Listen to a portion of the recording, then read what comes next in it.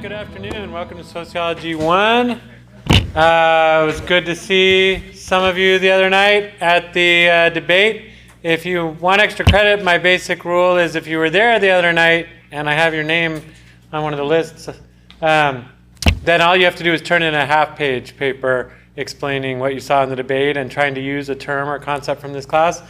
If you didn't get to come to our event and you still watch the debate and want to write about it for extra credit, you can do that. In that case, I'd expect a page, and I'd expect to see, again, 2 or more concepts from this class. I don't think you should have trouble finding concepts from our class that pertain to the debate, because they talked about a lot of the same things we've talked about in this class in the first several weeks. So I hope you got something out of it if you did watch it, and there'll be a couple more debates. We may have another event here on campus. I'm not sure yet. All right, well, we are still talking about functionalism, and I forgot to ask you guys where we were, but as I recall, we were talking about the positive functions of deviance. So, again, we're trying to not have a simplistic version of functionalism. I think I talked a little bit about how functionalism tends to be simplistic, but it can become a more complicated, sophisticated perspective if we're careful. And so a simplistic functionalist would say, well, when people obey the rules and norms of a group, then that's good. And the group has solidarity and they're together if that's the case. On the other hand, when people violate the rules, then that's bad for the group and the group falls apart. That's too simplistic. It's not totally accurate. There are positive functions to having rules. They do help groups work together and stay on the same page and function smoothly together.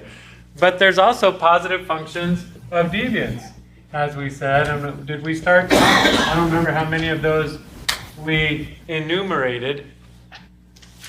Who has just one? Yeah, reinforce social solidarity. Okay, so one reason it's good to have people break the rules is if they don't break them, it doesn't give us a chance to remember that we have them. And by punishing deviance, by having rituals of punishment. And in the old days, those used to be much more elaborate, like public executions and public hangings. But even now, there's ways in which we hold up the deviant people for some sort of condemnation, for some sort of ridicule by the rest of us. And that act of condemning the deviants and ridiculing them, it gives us a chance to all bond together and feel better about our connections to each other and more connected to each other because we're not that deviant person. And so you need people to break the rules. If the rules never got broken, you might not reinforce your social solidarity. And if you didn't do that, your group might fall apart, actually. So it actually helps to have rules, but it also helps to have the rules be broken from time to time. What else is a positive function of deviance?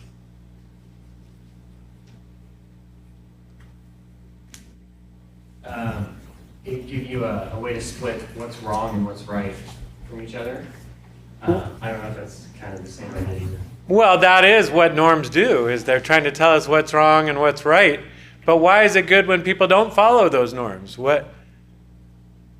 I think you're saying it helps test the boundaries, remind us where those boundaries are. And sometimes when people break them and we find out that don't feel that violated by it, then maybe it's time to change the norm. When people break the rules and we see, hey, it doesn't really offend us the way it used to. Maybe we don't need that rule anymore. But what's that really giving us then? Social change, and maybe in this case, variety. Social variety. If you don't have people be willing to bend the rules, break the rules, then things will just always be, there'll be a sort of sameness and a singularity to the culture. Like C. Wright Mills talked about cheerful robots. And the 1950s were a time in America where people were more obeying of the rules, more conformist. And he saw that didn't necessarily mean they were happy. There were a lot of things people wanted to be doing and trying that they felt they couldn't because society didn't want them to. But once people started breaking out of those shells, we have a lot more variety in America nowadays in terms of how we can express being American. And most of us would say, I'd rather have an America where I can dress however I want, like you are in class right now. versus the more regimented, uniform ways people were in the 1950s. John, you had your How hand? would like define where that line is? Yeah, and it helps us update that line. You made a very important point, and I want to get to yours, which is social change. Society would never really change if people weren't willing to break the rules. In fact, would we have America without deviance? The founding fathers who, declared revolution against England, declared independence. They were breaking the law. They were deviant people. But God bless them, we wouldn't have America without them. And what about Rosa Parks and civil rights activists and activists of all kinds? And America still has controversy about this, but the gay and lesbian movement has also really made life not only have more variety in America, but more change. So a lot of people that used to feel oppressed and controlled by American society feel more free and liberated to be who they really are, not who the society tells them they're supposed to be. And so social change is possible. Other things you can think of? Something kind of where you start to get at, but makes conformity conform to people more realistically. Okay, yeah, so more, the variety and change that's possible, suggests that, deviance isn't always something you want to control, because sometimes the deviant people have a better way of doing things than the mainstream people. That raises another kind of change that we could talk about. Innovation, technological change and innovation wouldn't be as common and as drastic if it wasn't for people being kind of weird. Steve Jobs is considered one of the great innovators in American life. He started Apple Computer, and now a lot of us have iPhones and iPads and all that stuff. Well, he started out as a pretty strange guy, kind of what we would call a hippie. And he got into the whole computer thing. Actually, he took a class, I don't know if I'm telling the story right, but he took a class on calligraphy, a college class on like writing in different handwriting fonts. And he's like, this is really cool. And the computers at that time, PCs, you couldn't really do different kinds of calligraphy. You could just do one kind of font, really. And so he thought, what if computers could do that? Wouldn't they be a lot more creative and cool if you could write things differently on them? And that's what was really different about the first Apple computers, and since then it's taken off. So what we're saying is being kind of thinking different, and that became Apple's slogan, think different, be a little weird. And thinking a little weird and outside of the box helps make new changes we never even thought of. And most of the great inventors and geniuses tend to be a little bit weird. A lot of people have Einstein posters on their wall. Well, Einstein was into wearing like sweatshirts, and I saw one of my colleagues has a poster of Einstein doing this. And his tongue sticking out, and I mean, Einstein with his tongue sticking out wearing a sweatshirt with long freaky hair, that's not what scientists did at the time, but it's what he did, and he discovered things nobody else imagined. Like the fact that, matter and energy are the same thing. Whoa, mind blown. Anyway, other ideas about why we need deviance, who benefits from deviances. When we say positive, we don't always necessarily mean good. We just mean that deviance creates things. It doesn't just destroy things. It isn't a negative. It creates things. Not all the things it creates are desirable necessarily. For example, there are certain industries and jobs that depend on deviance. And if there wasn't deviance and crime, those industries and jobs wouldn't have anything to do. Can you think of any industries or jobs that need people to break the rules? Cops. If nobody broke the rules, we wouldn't need cops, and they would be out of a job. Who else? Prison guards.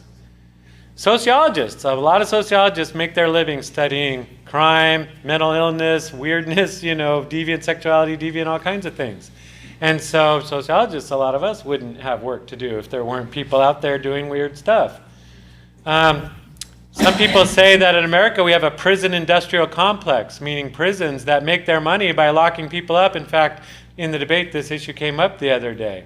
And is it a good idea to make money off of locking people up? Because if you do, then in a way you have a desire to see people break the law because that's more business for you. And do we really want companies in America making their money by having people break the law? But we already have that in the sense of, private prisons, commercial prisons, but we have it with cops, prison guards. mental health experts, psychologists, all kinds of people make their living off of deviance. Anything else we can add here? Another one that's important to think about is that most societies allow a certain amount of deviance. They know that bottling up your deviance, not expressing it, is ultimately not a healthy thing because people sometimes have desires to break the rules. I don't know if you have children, but children seem to be designed that if you give them a rule, they're like, okay, something here to break. And so people like breaking rules. As they say, rules are meant to be broken. But so it would be a smart idea for society to try to get people to break rules, but do it in a way that doesn't destroy society. How can you do that? You can create a kind of like safety valve, a sort of permitted deviance, a time or place where people are allowed to do the things that in normal times and places they're not allowed to do them. Can you think of any examples in our culture where we give people a certain time or place, where we say, in this time and place, you can do stuff that you don't get to do in normal, everyday American society? Private club. Okay, so there are certain facilities, certain places in a city where people are allowed to do things, like casinos, for example. You're not allowed to gamble in America, but in a casino you can. You're not allowed to pay people to have sex with you in America, but at a strip club, people can kind of do that. Yeah, I'm getting a little too vicey here. I'm getting into the dark underbelly of American society here. But any other places like that? Or times? Is there any whole cities you can go to where that's where you get to be deviant? And what happens in that city stays in that city, and it doesn't come back to normal, good America? Vegas. Las Vegas. So that's like their slogan. What happens in Vegas stays in Vegas. So you get to go to Vegas and do all the things that you're not supposed to do in mainstream Marysville, because Marysville for only good people, right? We don't do bad stuff here in Marysville. Actually, Marysville is in some ways maybe a deviant city for other rural people that go into Marysville and do. I don't know the history of Marysville totally, but it was at one time a town that had, brothels and bars and other things. And so sometimes the big city is where the rural people go to do their deviant things and then go back to their nice small towns. And oh no, I never do that stuff. And what about children? Is there a time and place where children get to be deviant? Is there a time where they get to like blackmail people and be bad and eat candy all night? They get to blackmail it, trick or treat. You give me candy or it's toilet paper all over your yard. In other words, they get to blackmail you. They get to go out at night when you're not supposed to go out at night, knocking on strangers' doors. They get to have candy. I mean, Halloween is like the Vegas for children. And what do women dress as when adult women dress for Halloween? They're all ghosts and goblins and vampires, right? No? Have you ever been to the Spirit Halloween store? It's like I thought I went into the porn shop or something. I don't know. But anyway, all the women's costumes are very revealing. Why is that? Not all the women's costumes, but lots of them. Maybe because all the rest of the year you're not supposed to show what you got. And maybe you kind of wish you could. And maybe on Halloween, here it is, one day of the year, you get to see my legs and cleavage. And but then the rest of the year, no. And so, anyway, it's a kind of permitted deviance. On Halloween, if you dress that way, no one's going to talk bad about you at work. But they might say, did you see that costume? Anyway, but if you dress that way the next day, 1st of November, I don't know if that would be a good idea. So it's like a safety valve. And in fact, in like medieval villages, sometimes they would have a whole day where everyone switched roles, like the serfs become the lords, and the lords become the serfs. And it's a way of sort of allowing people to let out the pressure of society. If all year long you have to bow to the master and be the one that's subservient, then having that one day where you get to call the shots and they got to bow to you, that's pretty nice. And so it's the same sort of thing with Halloween and Vegas and other things. Anyway, we could probably list a few more, your textbook does, but the general point I'm trying to get at here is that deviance serves certain functions for society. And it's not just something that societies try to stamp out and never have. And if you see it that way, you're looking at things a little more sophisticated way than a simplistic functionalist would. And that really raises the larger question of, well, what are functions? What do functionalists mean by functions? And what does it mean to analyze the functions of things in society? And like I said, functionalism can be a little bit simplistic. Have you ever heard the phrase, everything happens for a reason? I hate that phrase. I think that's a dumb phrase. Why? Because sometimes things happen for no damn good reason at all. But what it's really saying is everything that happens must have had to happen. It couldn't have happened any other way. It's a type of fatalism. And functionalism kind of falls into that, because if you always ask, what is the function of something, then really what you're assuming is that thing has to be there. It must exist in our society because it has a certain function. And like you could say, well, we must have to have Vegas. Sorry, I guess we have to have Sin City because we have to have a safety valve. And maybe we don't have to have Vegas. Maybe we could have a society where people didn't feel the need to go gamble and have sex and drink all night.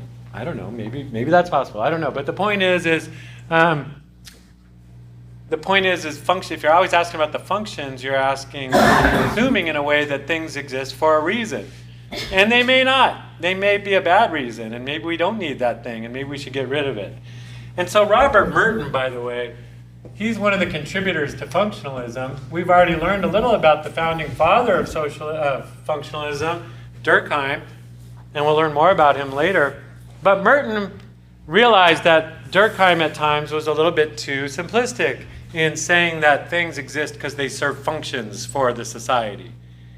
He realized sometimes things serve multiple functions, and those functions might not all be positive. And so he introduced the concept of manifest and latent functions.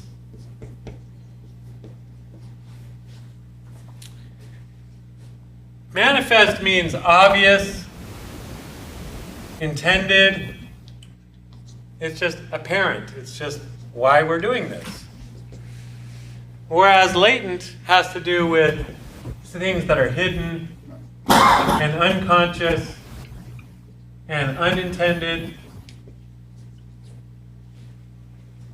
So if you ask, why does something exist in our society? You can ask that question at least two levels. One level is, well, why do we think we have it? What's our goal for having that thing? What's the intended purpose of that thing?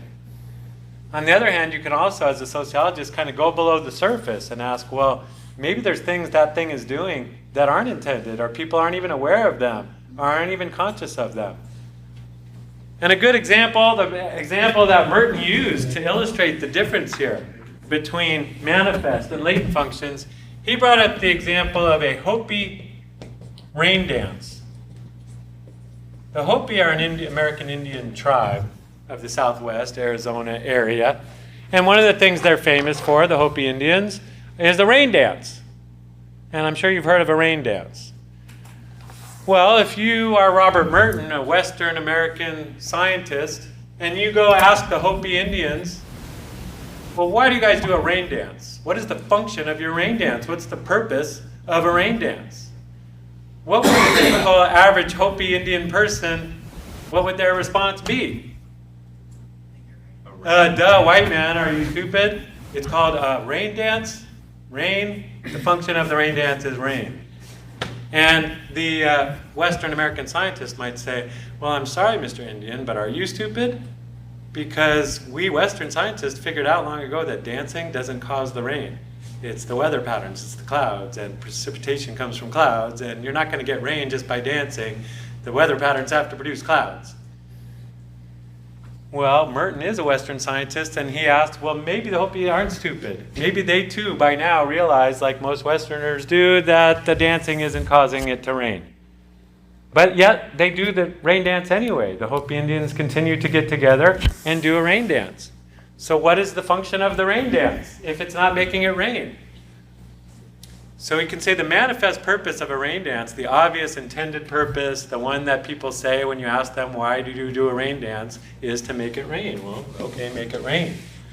But even when you figure out that it might be not achieving its intended purpose all that well, you might still want to keep doing it, and you might have other reasons for doing it.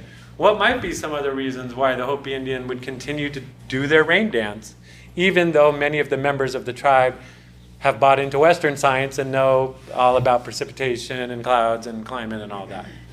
Tradition. Tradition. If we don't do our traditions, then what?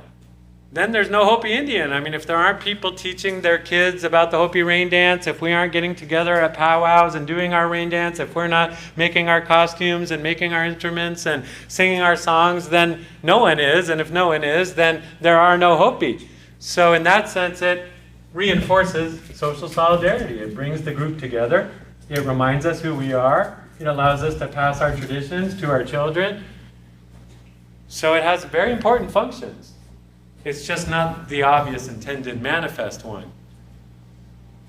And so Merton's trying to complicate our picture of functions here, not a simplistic thing, this is why people do what they do, and they know it. If all we could do as sociologists was tell people the reason you're doing this is because of the reason you say, well then they don't need sociologists. You're doing a rain dance to make it rain. Thanks, we knew that. But maybe sociologists can help people see that the things they're doing, they didn't even know always why they kept doing it. Let me give you another example from our culture. What about public schools? Why here in America do we have a law that says you have to go to school? It's not a choice. America, the land of the free, you don't have a choice. You have to go to school. So we must think there's some purpose for it. We must think there's some function of forcing children to go to school every day. If you ask the average American person the manifest, the conscious, intended, obvious reasons for going to school, why is it important that America have a school system to go to school? And remember, one thing we forget sometimes is in American life, we're very individualistic. So if you ask a person, why should I go to school, or why should we have schools, they'll think in terms of my own self. Oh, I need to go to school so I can get a job and make money. Okay, that's your functions. For the individual person, there are functions to going to school. But from the perspective of society, why does America think we need kids going to school? What does it do for America? More advanced and stronger. Okay, so we're worried about being attacked by other countries or losing out to other countries economically. And so what does sending kids to school do? Educated workforce. Educated workforce. So they're learning certain basic skills that if they have those skills, we can compete economically and militarily with other countries. So what kinds of things are they learning? Well, they're learning the 3 R's, which I don't know why they're called the 3 R's, because it's writing, which doesn't begin with R, arithmetic, which doesn't begin with R, and reading. That does begin with R. But anyway, it's called the 3 R's, reading, writing, and arithmetic. Anyway, so yeah, you're supposed to learn those things in America, is reading, writing, and arithmetic. And is that all? We just want to be able to compete around the world, so we need our kids to be little smart people so we can compete against those Ruskies and those Chinese and those Koreans and those Indians. Is that why? What else? We want kids to watch where their parents work. And you're getting into latent, sorry. But that's not why we say. We say they go to school to learn a reading, writing, arithmetic. Is that the only thing? What else are they learning there? Socialization. Okay, we want them to learn social skills, not just basic skills, but we want them to like be on time and, you know, be hygienic and wash their hands and wear nice clothes and, you know, get along with others. So there's a lot of social skills we expect our schools to be teaching our kids, especially if we're working. You know, I don't have time to teach them all that. We hope the school does that. What else? Anything else? Why do we do the I pledge allegiance to the flag? I mean, you're learning American history. Is it going to make a lot of money? We're going to compete against the Russians by Americans knowing history if we do the Pledge of Allegiance real good? It's like directly social solidarity. Well, it's citizenship. Yeah, social solidarity and patriotism, but it's in a democratic society, people have to know like how to vote and what they're voting for and what that's all about. So we also teach people basic skills of citizenship, like what is a government and what is a bill and how does a bill become a law and what is representational democracy. And so we teach the history of America, the history of our democracy. We teach government, civics classes, Pledge of Allegiance. And so we're teaching people how to be American citizens. And we're teaching them how to be nice people. And we're teaching and how to show up to work and stuff. And we're teaching them basic skills they need to be able to succeed. Okay, those are all very good reasons to send people to school. But a lot of us know that our schools aren't doing the best jobs always. One of my favorite movies is Bulworth. I don't know if you've ever seen Bulworth. You should go see Bulworth. But in Bulworth, this rich white guy gets knocked on the head and he thinks he's a black rapper. And then he decides to run for president as a black rapper, even though he's a white dude, a rich white guy. Anyway, one of the things he talks about the schools at one point as he's running for president. He says, ain't no learning going on up in that mofo. But he doesn't say mofo, he says the full word. Why ain't no learning going on up in those mofos? And a lot of us know they aren't. And yet, we still say to all kids in America, you gotta go to school. And the kids are like, yeah, but they're not teaching us anything there anyway, but you gotta go. That suggests that there might be other reasons, other things America's getting out of having kids in school, that even when our schools aren't really doing their job of teaching these things very well, we still force them to go there. We're still getting something as a society out of it. And this goes to your point, John. Maybe babysitting is enough.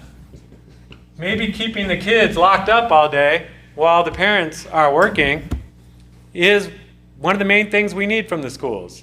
And it's not an accident that the child labor laws, when those got passed, when they said children aren't allowed to work in factories, that was the exact same time period that the mandatory schooling laws got passed. So as soon as you were not able to work in a factory, that's when America said you got to go to school. So as soon as it was only adults working in factories, then kids were home all day, and what are we going to do with the kids? And the kids were out on the streets, and they were sometimes committing crimes and stuff like that. So the society said, well, we got to put them somewhere. How about schools? And in that case, it's not only that they're being kept safe while their parents at work, we could say it's really a low security prison. It's keeping us safe from them. Keep the kids locked up all day on school campuses, and then they're not out on the streets causing trouble.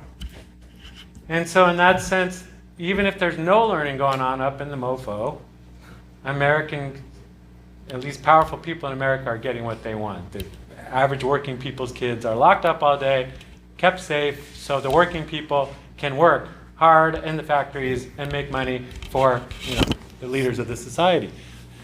Not only that, schools teach things that they don't say they teach. There's kind of a hidden curriculum, it's called.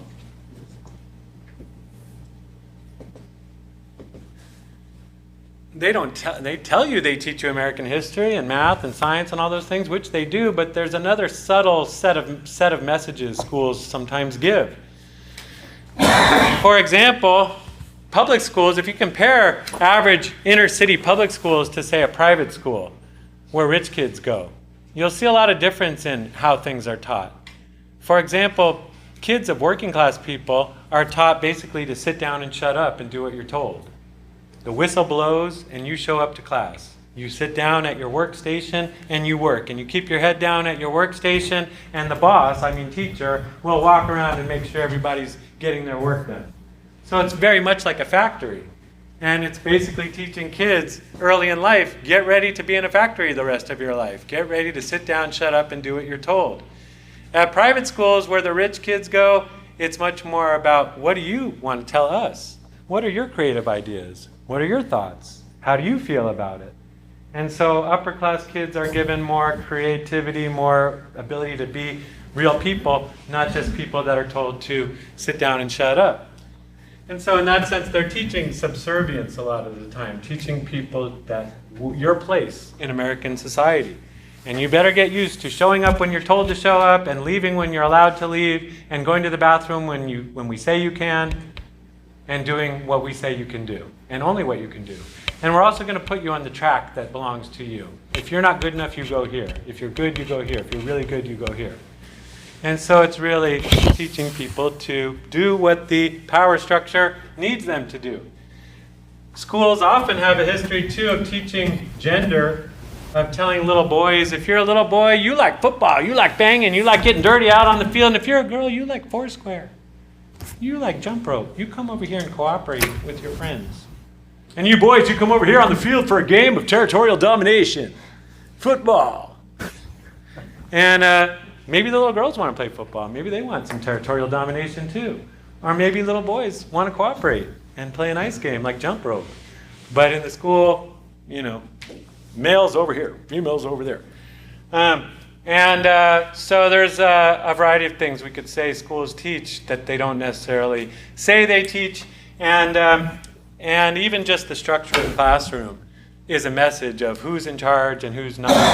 And again, in private schools, more elite schools, students might be more likely to sit in a circle in a more equal position to each other and to the teacher. But in public schools like this one, teacher's in charge, students are the workers, you sit down and shut up.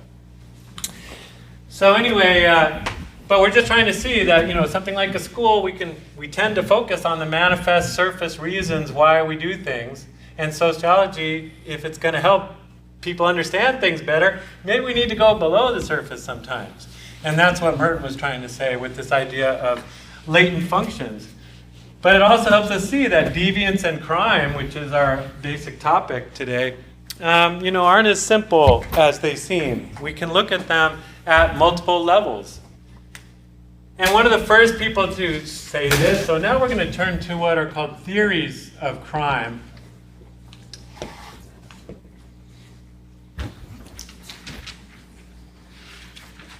So we're just talking about what are rules, what are norms, how do they work, but then the other side of that is, well, why do people break them? What drives individuals to not conform to the rules? And the most severe or extreme form of not following the rules would be crime.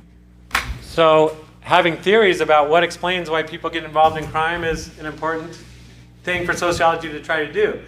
Now, I'll also say, we know from the study of crime that the young adult years or the youth years, children don't necessarily commit a lot of crime. They're under a lot of control of their parents. And adults, when you get involved in having your own family and your own job and things like that, crime is less common among them. But the key point is that whether you become a criminal in life seems to all depend on those years. It's that period of life, 18 to 25, when people either get committed to a life of crime or not. And so a lot of these theories of crime tend to focus on that period of life, young people that are no longer children but not quite adults yet, and the situations they're in. And so we're going to start with a functionalist theory of crime. If we start with functionalism, we'll learn a little bit more about functionalism and how it approaches the topic of crime. But then we're going to look at some theories of crime that come from symbolic interactionism and theories of crime that come from conflict theory.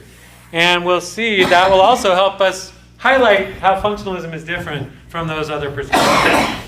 One of the dominant theories of crime that's come out of functionalism is known as strain theory. And strain theory is also from Robert Merton. He is the sociologist who coined this term and came up with this theory. And he was studying crime along with what was known as, in those days it was known as the Chicago School. I'll just put this term up here because I'm going to refer to them a couple of different times this semester. It was the University of Chicago, and there was a group of sociologists there that studied different things, and they were very influential.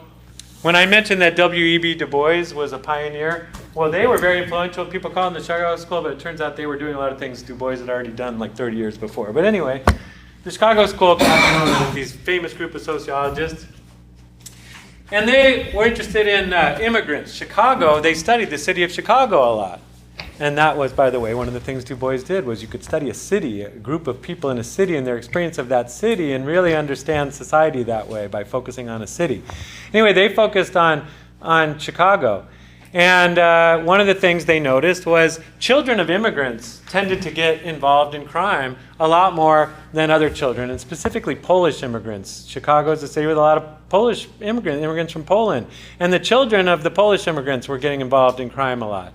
And so they wanted to have a theory. What explains why these particular kids are the ones getting involved in crime?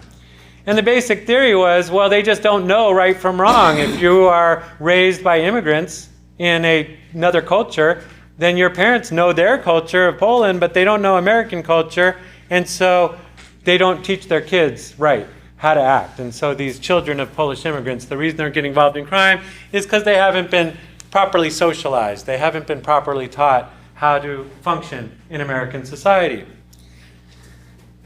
And Merton looked at this same question, and he developed a new theory to explain why this was occurring. And the data that he looked at was interviews with immigrant children involved in crime. I don't know why I'm writing that down. I can just say it, and you can't read it anyway in my writing. But there was these interviews of these Polish children that got involved in crime. And the interviews were asking them, like, you got caught stealing. Is that wrong? And they say, yeah, it's wrong. It's really bad. I shouldn't steal. And almost all these kids that were talked to knew that what they had done was not okay, was wrong. So it's the theory that says they just weren't taught right by their parents. That doesn't hold water because they knew it was wrong. If they knew it was wrong, but they did it anyway, then you needed a theory that could explain why these Polish kids in particular were more likely to commit crime even though their parents told them and they knew that what they had done was wrong.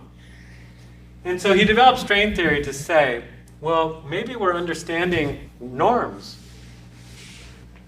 Maybe we need to have a more complicated understanding, a sophisticated understanding of what a norm is.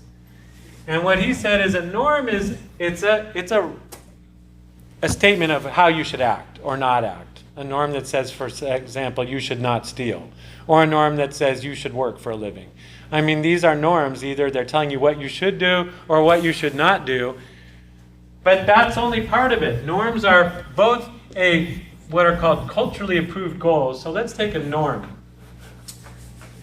One of the most common norms in American culture, according to Merton, is the norm that says you should be materially successful. Material success. In other words, in America, most kids are told every day, the reason you should go to school is why? So you can make money one day. Why should you make money one day? So you can get stuff. Like what stuff? Like a house and cars and clothes. And that's how you'll know you're a success in America, is by how much stuff you're able to get. So most Americans are told this, that you should strive for material success. So that's the norm. But really that norm is two things. It's not one thing. It is a goal, material success. It's what Merton would call a culturally approved goal. So if you're an American person that's trying to get rich so you can buy stuff, America approves of that. Thumbs up to you. Donald Trump especially, his thumbs are up real high to you, if that's your goal. But it's not just a goal, is it? It's also tied in with that goal are what are known as culturally approved means. So the norm doesn't just say, go get money and stuff. It says, go get money and stuff, but there's a right way to do it. A right means to getting the success, not just the goal. And so the norm is really two things. It's a goal and it's a means of getting that goal, attaining that goal. What is the right way to get money in America? How are you supposed to do that? How do you work for it and earn it? You got to go to school first. Go to school, work hard in school, learn all those all those 3 R's and all the other stuff. Get to college, go to college, work hard there, get a good job, work hard at your job, play by the rules. And in America, you're supposed to be rewarded with a pretty good deal of material success if you do all those things. And so Merton says, okay, well, people who can do both. If you're told as a kid, you should be materially successful, and you want to do that, and you see, well, I can do that. There's good schools in my neighborhood, there's a university in my community that I can get to, and there's jobs in my community that I want to get and can get, and they're going to help me be that rich. Well, then I've got both in place. And we could say if somebody is pursuing both, they're trying to get materially successful, and they're going to college, and they're doing all those things they're supposed to do, then that person is a conformist. to be a conformist to that norm, it isn't just that you're getting material success. It's you're also doing it in the right way. You're conforming to the means as well as the goal. But Merton's theory here is that not everybody is in the same boat in America. Not everybody has the same ability to follow those both sides of that norm in the same way.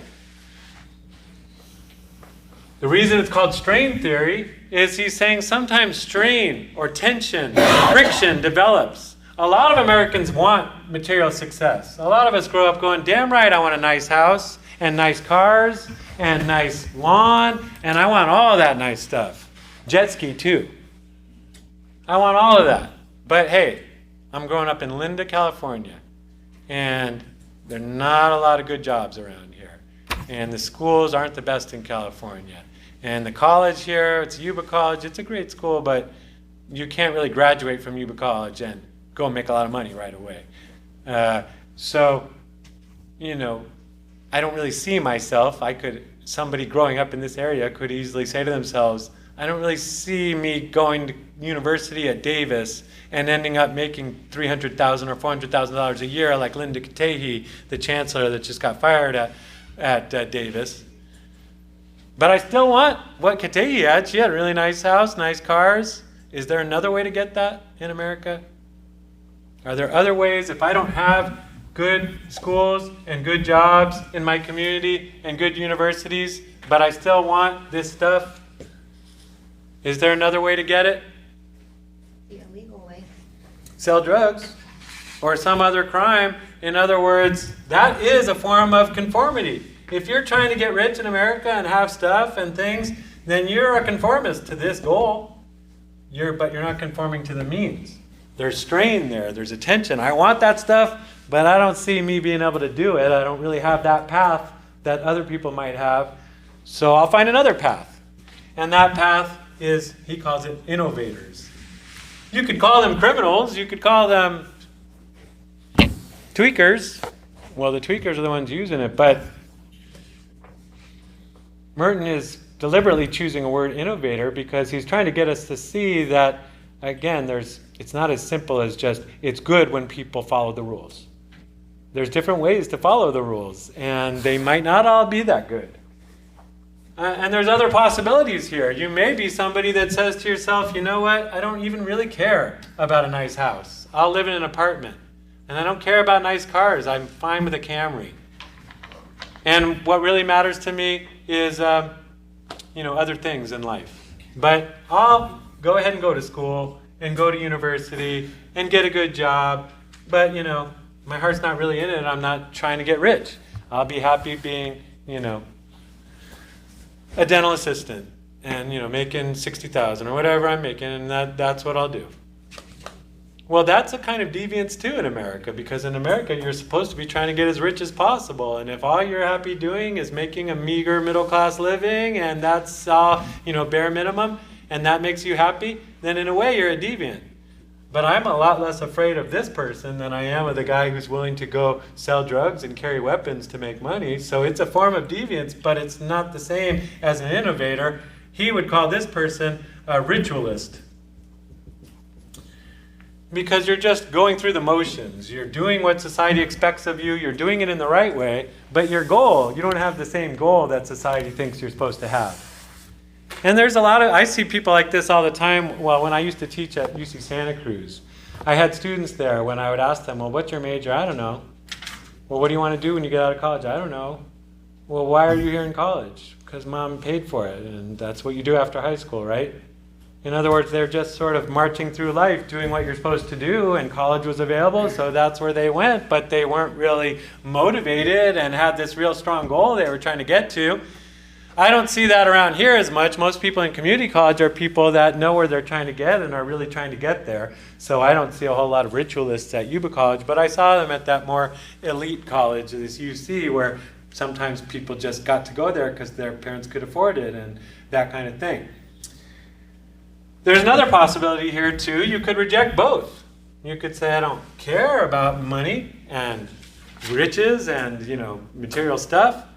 And I'm not going to go to school and go to college and do all those things to get that. In fact, what I really care about is spiritual fulfillment. So I'm going to go into seclusion and go fast and, talk to God, or I'm going to go be a monk. Or I really care about surfing. I'm just going to go where I can go and surf. And if I need to work for a while to make some money to get to the next surf break, I'll do that. But I'm not trying to make it an American life. I'm just trying to be a surfer who enjoys planet Earth and the surfing I can do. And so if you're a spiritual person or somebody interested in other pursuits in life besides material success, well, you're a deviant. And you're a big deviant because you're rejecting both what America says you're supposed to be doing and how you're supposed to be doing it.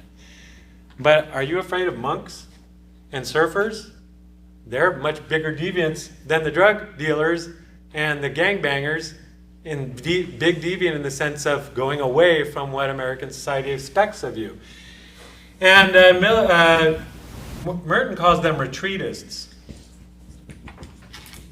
because they've essentially retreated from the battle and said, I don't want to be in that battle. I don't care to fight for American dollar and try to be rich. I'm going to go into some other pursuit. That might not even be a battle, or it's me against the waves, or it's me trying to understand the universe, or whatever your pursuit is. But you're not really conforming to the American goals of success or the means of attaining success. And there's another possibility where you're not content to just retreat and say, I don't want to be part of American mainstream culture.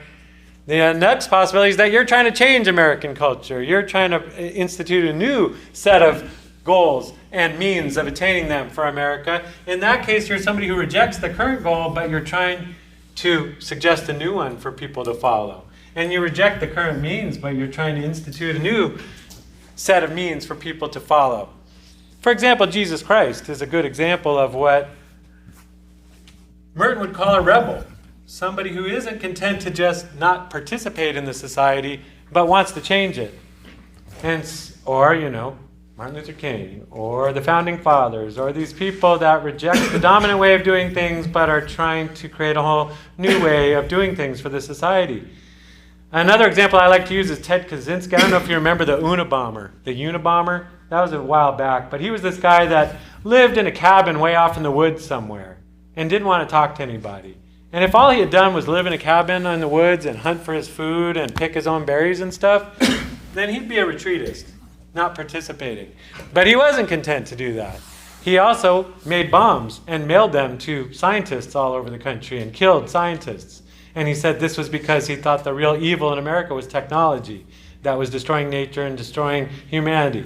So he lived out in nature, but he wanted everyone else to live out in nature too, and so he starts bombing scientists. So he seems like a retreatist, living often in a cabin, but really he was a rebel trying to change America.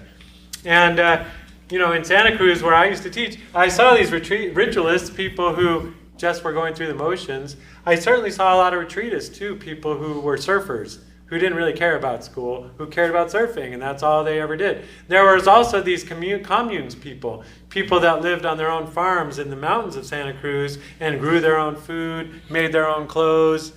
They were living off the grid, generating their own power. And so they're retreating from American culture. But there certainly were a lot of activists and revolutionaries living in Santa Cruz that wanted to change the country and not just be left alone. So there's different types of deviance is what Merton's helping us see here. And we also have to understand deviance is a complicated thing. It isn't just not wanting to have the same goals. It's goals and means. And sometimes people reject one or the other because they don't have access to them. And so they change their goals. If I can't get to college, a good college, well, I'll decide that I'm trying to do something other than that.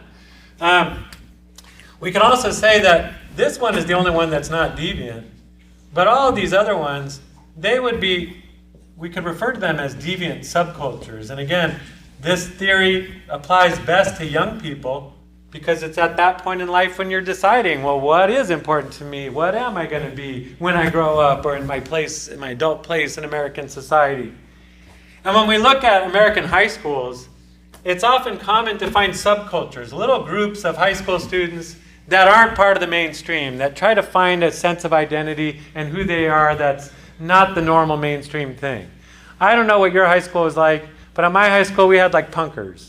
And we had these guys called mods. Mods, I don't know if you have mods anymore, but they would ride around on Vespa scooters and they would wear these winter parkas with fur, hoods, and this was in Santa Barbara, and it was like 90 degrees outside. And mods came from England, so in England, wearing a parka and riding a Vespa made sense when it's foggy and 40 degrees. But in Santa Barbara, anyway, so they had mods, they had punkers, we had Rastas, we had gangbangers, we had the jocks, we had the preppies. I don't know what you call them at your high school. We also had the loadies. Lodi Lane they would go to, the street where they would go get loaded, and they were called the loadies. Anyway, I don't know what you have in your high school, but different deviant subcultures are people. You had the mainstream people, and at my high school, the mainstream people, we called them the preppies, and they were people whose parents had a lot of money, and they could have nice cars and nice clothes, and they never doubted that they could go to college one day, and that they would end up in professional jobs one day. And so they were doing what American society expected. Now, that doesn't mean they always were, and some of the most deviant kids I knew were fit into this group. But what I'm saying is their outward appearance was as the conformists. We had other subcultures, like in terms of innovators. Well, there were gangbangers at my school that would try to jack you up on your way into class and try to get money from you. Well, that's a smart way to make money while you're going to school, I guess. There were ritualists, people that would, very quiet, keep their head down, go to class, take notes, but didn't really seem to be trying hard to be noticed or get success or get a fame for themselves, and they were just sort of maybe most people. You had kind of the retreatists, very Christian students that wanted to convert me all the time, that were much more interested in faith and religion and spiritual fulfillment than they were in making money or getting a job one day. You had surfers, you had other kinds of retreatists, loadies, that would go down and just get loaded and not really be there. They'd be at school, but they were high and not really with us. And then you had the rebels, the ones that were like wearing T-shirts saying, F the patriarchy, or, down with racism, or capitalism sucks, or, people trying to change America, trying to, wearing a John Lennon T-shirt that says, imagine, imagine no more countries, imagine no more war, those kinds of people. So maybe it helps us understand why high school students form these different groups. It's not only that they're trying to find a group that they can get along with. What explains why they get along with them is maybe they find themselves in a similar situation of strain.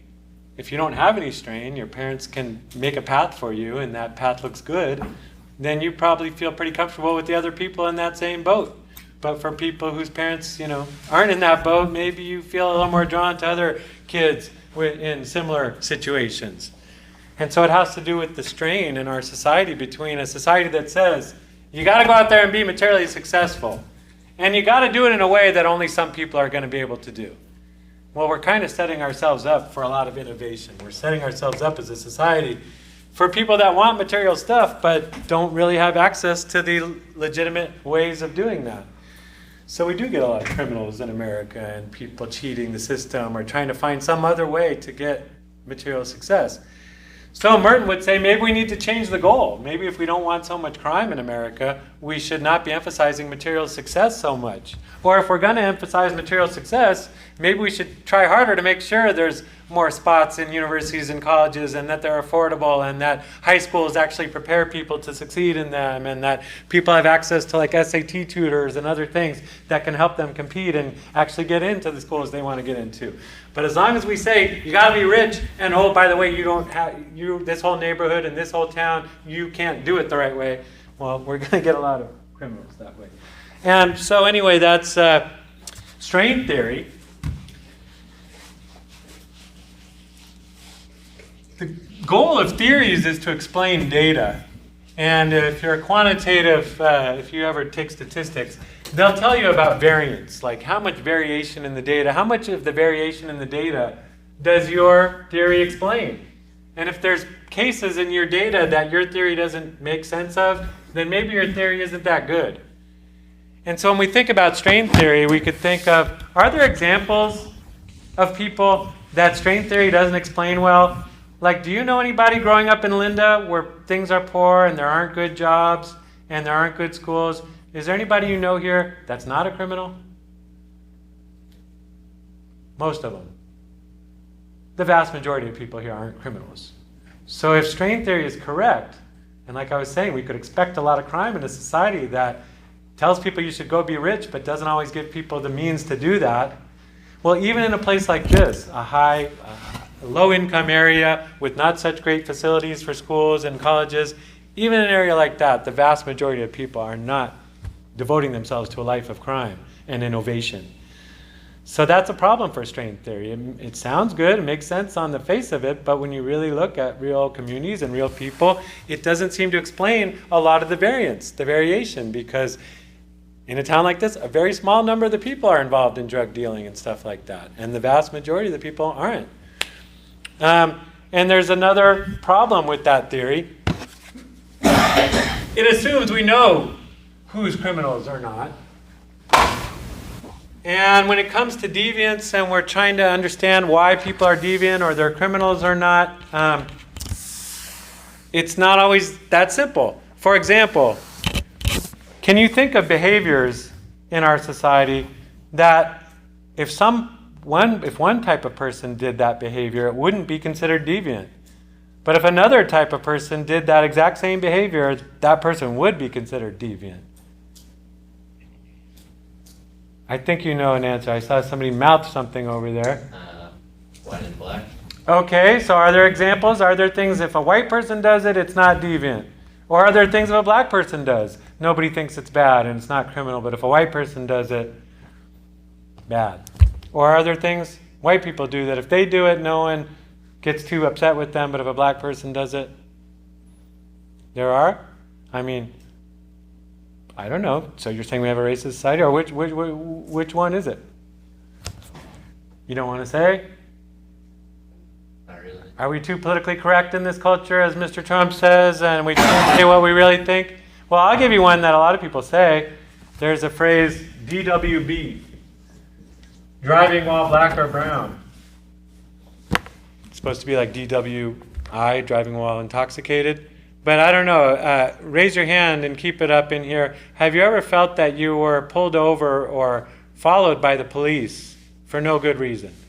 Did that ever happen to you? Only one person in here? Well, good for you.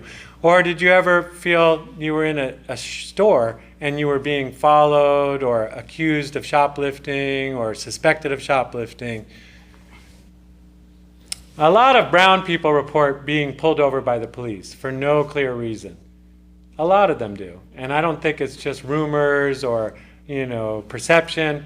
And it's called racial profiling. And a lot of, especially young men of color with shaved heads, for example, are much more likely to get pulled over by the police while they're driving than other kinds of people. And so it appears police often do see somebody's race or age or something else and decide that, there's something suspicious there. And obviously we're having a big discussion in our culture about this very issue. And a lot of non-white people say, it feels like when I go to certain places, I'm being watched or, monitored more than other people. And so just going shopping, can you go to a mall without being watched? Well, a lot of white people say, oh, they don't do that at the mall, it's fine. I go shopping, I buy my stuff, it's great.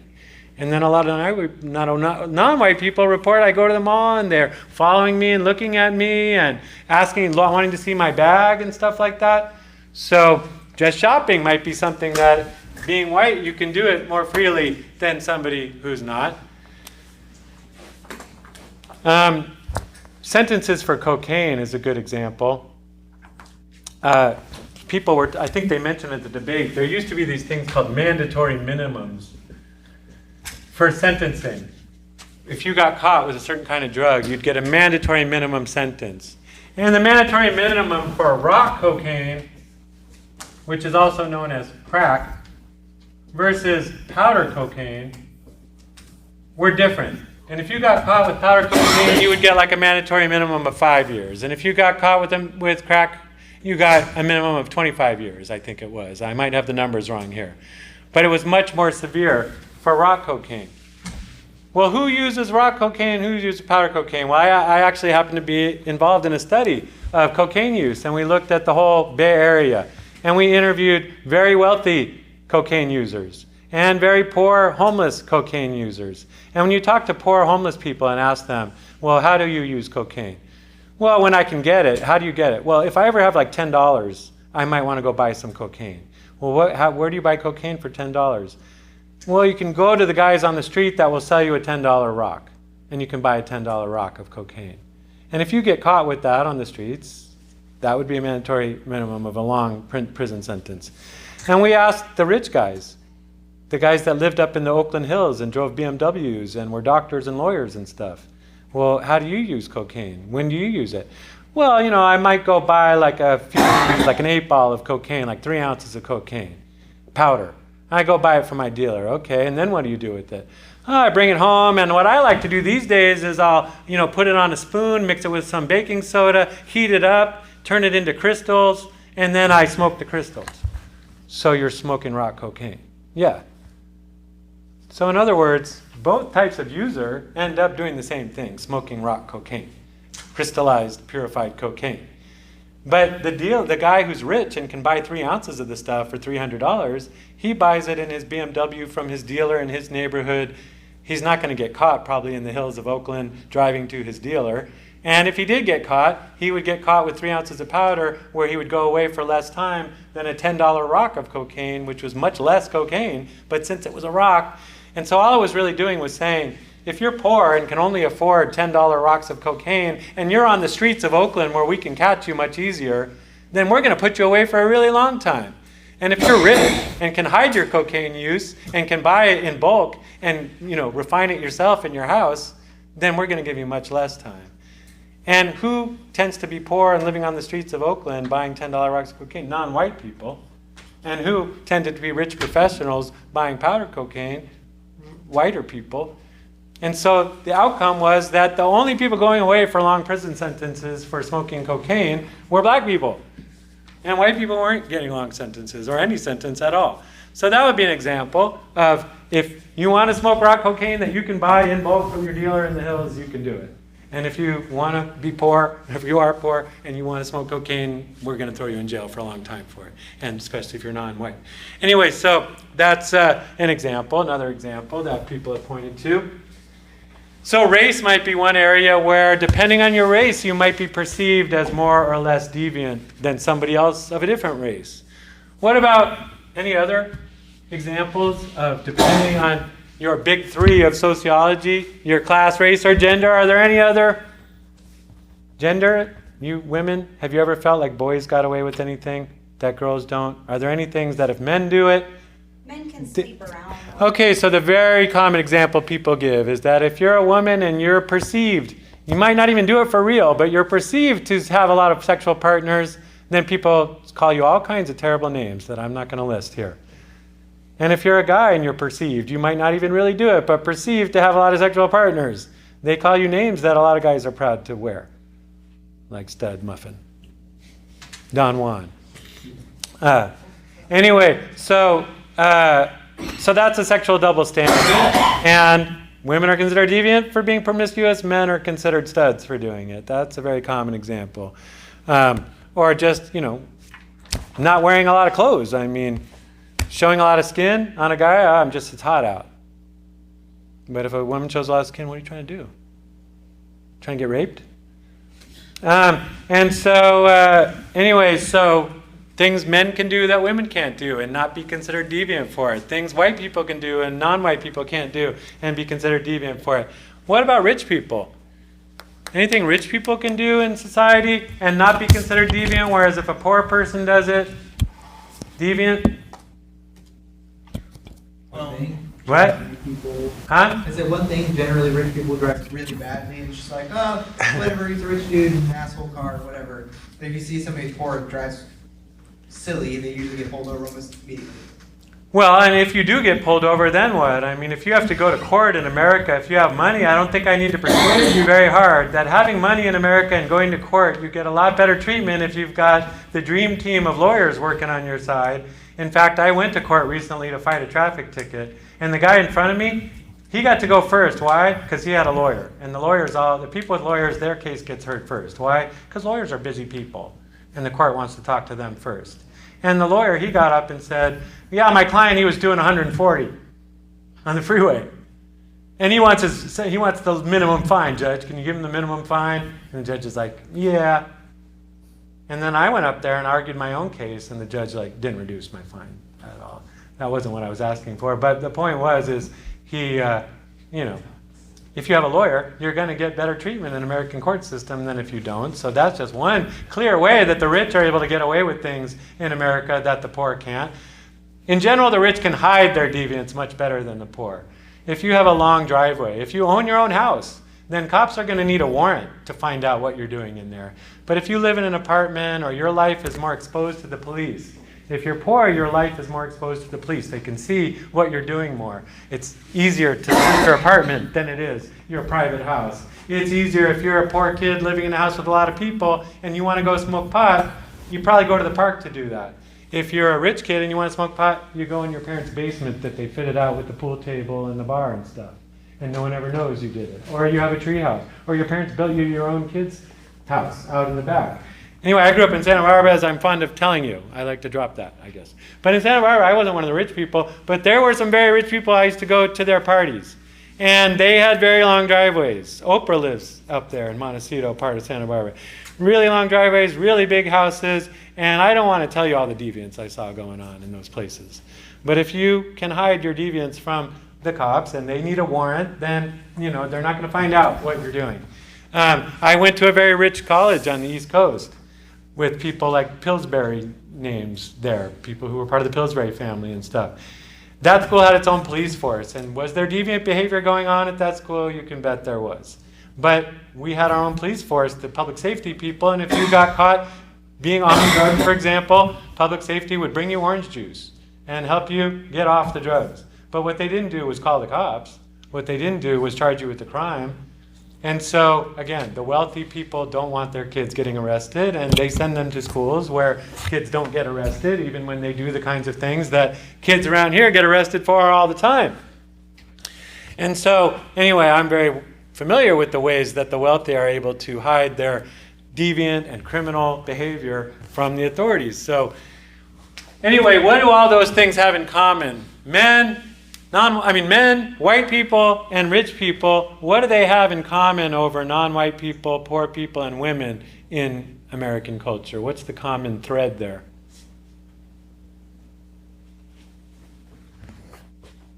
Don't know yet? The common thread is power. As we've been talking about with conflict theory, where rich white men have a lot more power in America generally than non-white people and women. And so what we're showing there is that labeling, symbolic interactionist theories. So we just talked about a functionalist theory of crime, strain theory. And we showed that strain theory falls down when it tries to account for the variation in who is actually a criminal. And it also falls down when you try to figure out, well, who is even perceived as being deviant or criminal in American society? And we don't always accurately do that. And so symbolic interactionist theories of crime are trying to come up with theories of crime that do better than strain theory does at accounting for these realities. And one of the most famous versions of symbolic interactionist theories of crime is labeling theory. And labeling theory, as I was just trying to sort of illustrate, starts with the idea that people aren't labeled equally. We have unequal labeling in America and in any society. The general principle I was just illustrating is that people with power generally don't get called deviant or bad in the society. That people with power can avoid being labeled. They can avoid being seen doing their deviant stuff. They can avoid being convicted of doing their deviant stuff if they are seen. And they can avoid being saddled with a label like being a slut or a criminal or these other things other labels we apply to those that are perceived as deviant. And so, in other words, the powerful can avoid labels more than the less powerful. And as we just showed in America, people with power tend to be richer people, whiter people, maler people. And in many ways, they avoid the labeling. But as these other groups are getting more power, we're seeing changes in some of these things. Women are not necessarily allowing this double standard the way it used to happen, and women are asserting a lot more ability to do the things that used to be considered deviant for them to do. And not all white people have power. I mean, a lot of white people are poor in America today, so a lot of them are labeled as deviant. So there's unequal labeling, and because there's unequal labeling, a theory that tries to explain who is deviant and who's not deviant is in a way barking up the wrong tree. A better question might be, who gets labeled deviant and who doesn't? And why does that happen? And even though lots of us are committing various kinds of crime, we're maybe not getting labeled that way. And there may be people getting labeled for being criminal or deviant that aren't even really that deviant or criminal. A good example of that is if you're heterosexual and you have a lot of sex, people don't go around and say, Mark, he's a flaming heterosexual. That guy's just so hetero. But if you're gay, and maybe you're not having any sex at all, but people are like, dude, that guy's so gay. He's such a flaming homosexual. So what does that tell you? The deviant form of sexuality is much more likely to be labeled and seen as somehow weird and wrong and doing the wrong thing. And the mainstream type of sexuality, oh, that's fine. We don't even look at that. And so unequal labeling.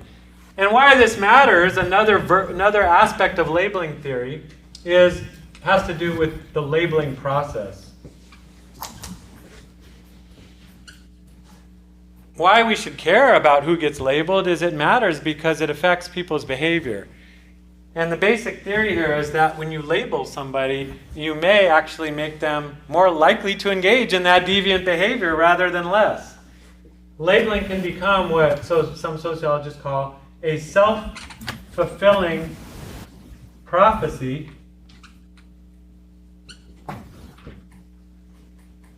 A prophecy is like a prediction of the future. And a self-fulfilling prophecy would be one that simply by making the prediction, by saying the prediction out loud, you're making it come true. Just like sometimes people call this jinxing something. Like I'm jinxing you if I say, don't trip, don't trip, don't trip. And then you do trip because I jinxed you.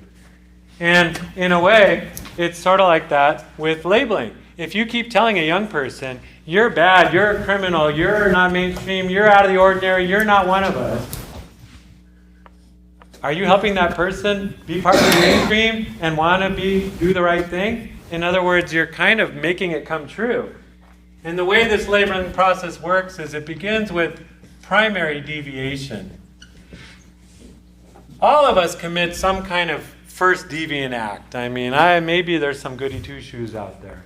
But all of us have done something like tried alcohol before we were 21 or tried smoking a cigarette or some pot maybe, or, different kinds of things that were against the law.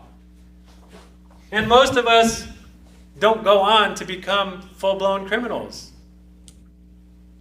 So primary deviation is very common, but it doesn't usually lead to prison. But how do you get from there to there? Well, let's take an example of a girl who doesn't like smoking pot, never tried it before. Her friends, though, are experimenting with it, and these friends are getting into it, and they like it, and they keep telling her, oh, you should try it, it's so much fun, we're having a lot of fun, we giggle, and we go and eat Twinkies, and, you should try it. And she's like, no, I don't need it, I'm happy how things are, I don't have any interest in that. But she goes to a party one night with them. And everybody in the school went, and she's at the party, and they're like, "Look, we love you. We're not going to judge you. If you try it and don't like it afterwards, we're not going to keep pressuring you. We just think you'd like it, and it's fun for us, and we want you to be part of it." So this one night, she decides, okay, they want me to do it. I'm going to try it. But she's unlucky, and the party gets broken up by the cops, and her friends took off running, and she didn't think to do that, and she got arrested. And so now she gets the application of a deviant label. In the eyes of the officials that arrested her, there would be an official label. The official label would be drug offender. You violated the drug laws of the state of California. You are in the category of drug offender. And I think they're required by law to forward that information to the school. So in the eyes of the school officials now, you are a known drug offender. If you got caught for some kind of gang issue or just hanging around a gang person, You might be put in the gang database as a known gang person. Well, that's a label. There's also unofficial labels. What do the other kids call you? If the other kids found out that you got caught for smoking pot, what do they, I don't know what labels they use around here. Like I said, in my school it was Lodi or Stoner. Nowadays, I don't know what they call you. 420? I don't know what they call you nowadays. But, huh? Oh, still the same, stoner and that kind of thing. Yeah, hippie, whatever they call you. But she's now known as a stoner by the kids at school. And by the teachers, she's a drug offender. And by the cops, she's a drug offender. That might lead then to a change in self-concept. Well, really, I want to say a change in social reality. Your social life might change dramatically now that you have this label. For one thing, people without the label becomes a stigma. In sociological terms, labels are like a black mark, and the term we use is a stigma. It's kind of like a black cloud hanging over you. And other people that don't have that black cloud, like the girls that were at the party smoking pot, that have been smoking pot much longer than her, and really are pot smokers, and she really isn't one. She just tried it once. But they didn't get the black cloud, and she did. So she's got this black cloud, and they might say to themselves, I don't want to be under that black cloud. I don't want to get rained on. So they're not going to hang out with her anymore. And I didn't really like her anyway, did you? She's so stupid. Why didn't she run? I hate her. Let's not hang out with her anymore. That might lead, and then also the other people that do have the cloud over them, the other stoners and Lodis and 420s, they want to go hang out with her. Hey, I didn't know she burns. Let's go see what's up. So now they want to hang out with her, and so she may have a change in self-concept. I didn't think I was a stoner. I didn't think I was a bad kid. I thought I was on the straight and narrow. I thought I was a conformist.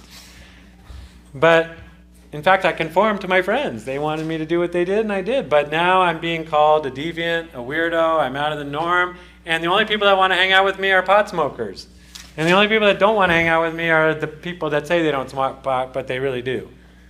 Those bastards, or those hypocrites. And so she starts saying, I think maybe what's the reason not to smoke pot? I mean, I don't really enjoy it. It made me dizzy and hungry and insecure and nervous, but, they do it now, and if I'm going to hang out with them, they're going to expect me to do it, and if I'm going to have any friends, it's going to be these other stoners. So now she's all ready to do secondary deviation. So by punishing this girl and giving her a label, we didn't make her less likely to be a stoner. We pushed her further into it. We pushed her further into the company of deviant people, further into the world of being outsider, of being not part of the mainstream. And so labeling theory says we should be very careful, especially with young people. Before we go around punishing young people,